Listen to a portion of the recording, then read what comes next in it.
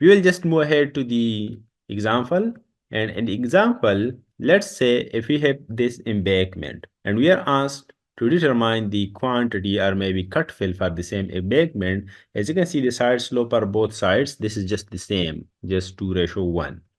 And let's say we are asked to work out the earthwork for the same embankment, but this time by mean area method. And these are actually the terms. As you can see, we have an embankment and the length is 150 meters. It is just wide is 10 meters at the top and the side slopes are 2:1 and the depth at each interval. It means, let's say this is an embankment for maybe road, maybe for a railway track, okay?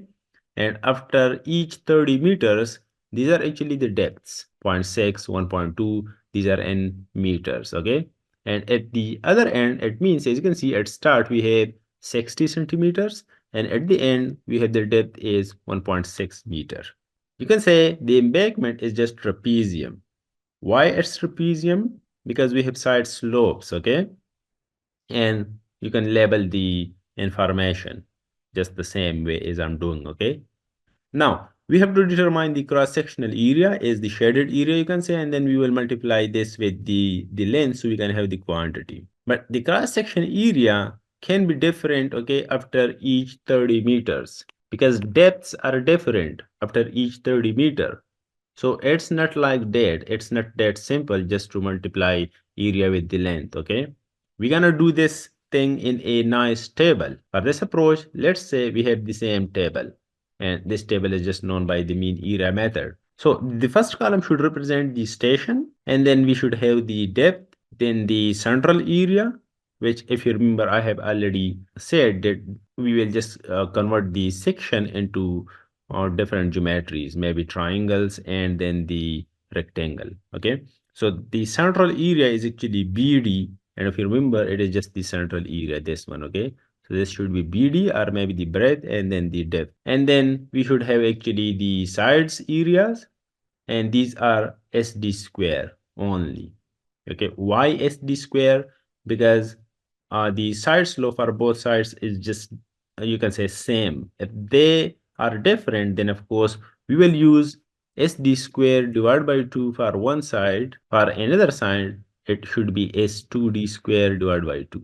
But this time, the side slope is just the same thing for both sides, so we can only use SD square, okay? And then the total area should be determined, which is actually column 3 and column 4 summation.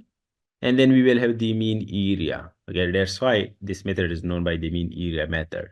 And then we will have the interval, and then of course the quantity of earthwork, which can be in form of cut, maybe in form of fill.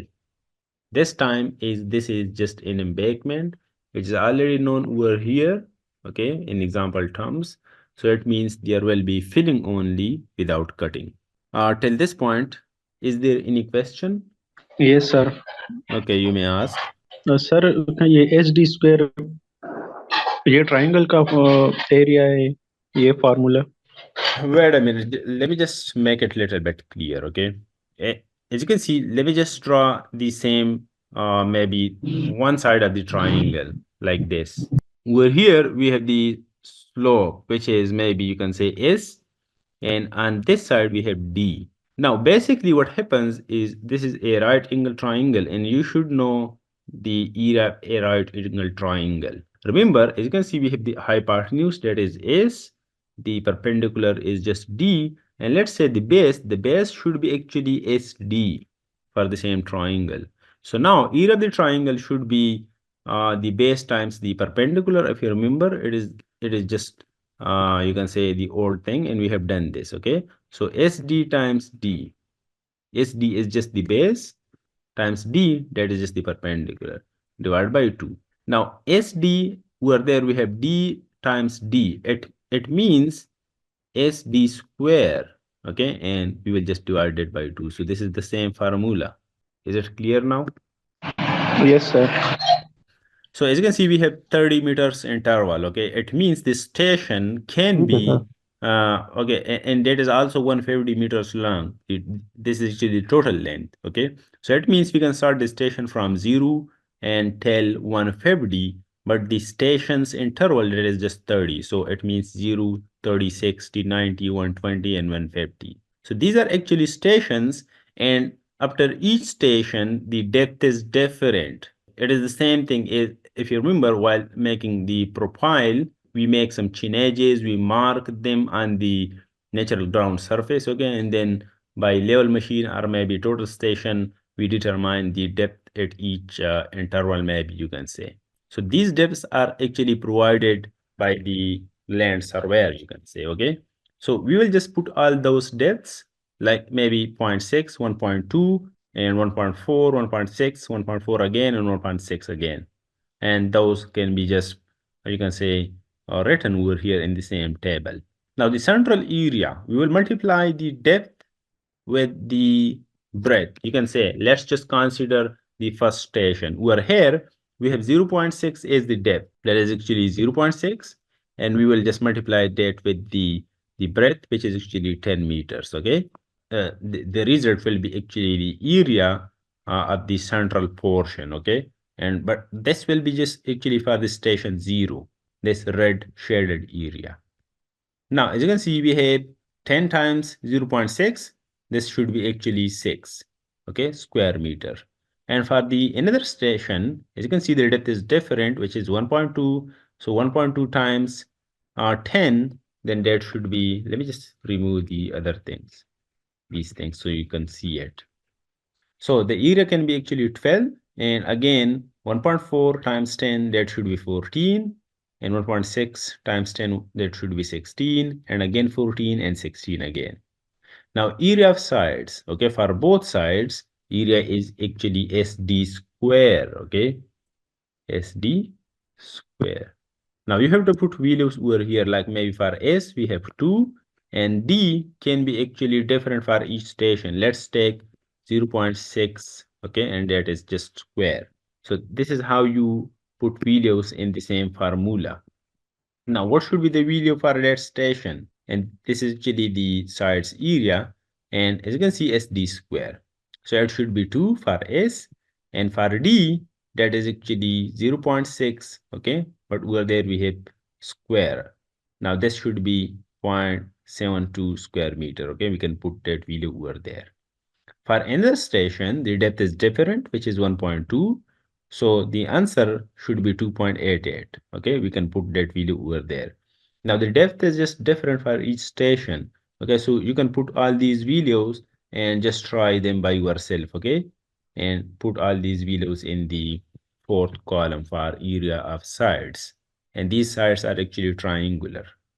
Now total area means just to add column 3, okay, with column 4. Very simple. It means 6 plus the sides area, which is 0.72, okay.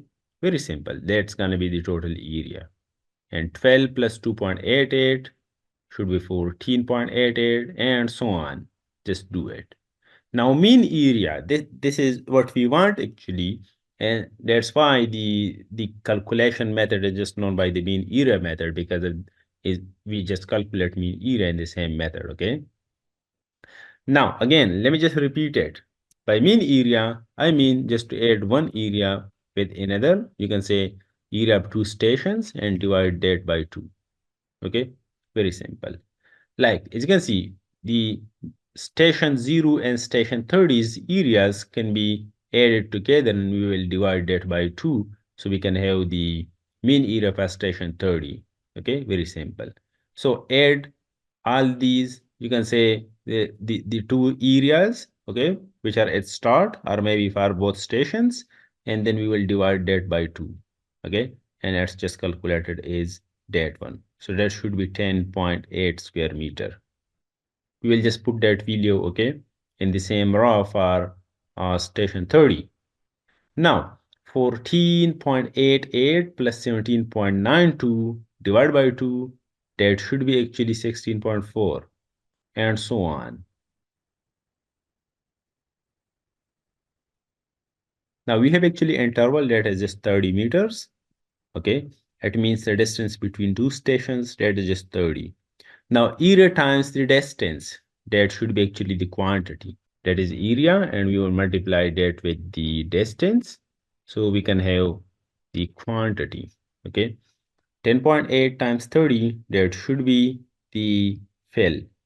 324 and follow the same process so we can have filling. Now why filling? Because this is just an embankment.